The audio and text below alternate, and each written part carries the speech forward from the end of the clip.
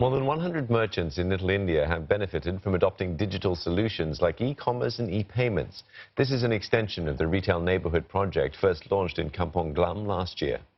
The Little India Digitalization Project, led by the Singapore Indian Chamber of Commerce and Industry, was launched in February. Enhancements to existing digital platforms include a new dedicated Little India banner on an Alipay app.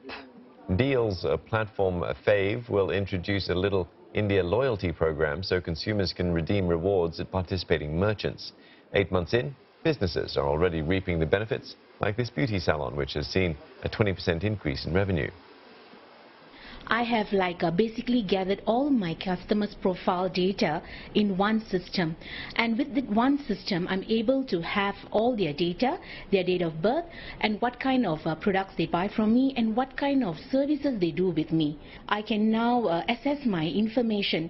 That means my sales for the month, which sales staff has done it for very well, and which products have sold very well along the line.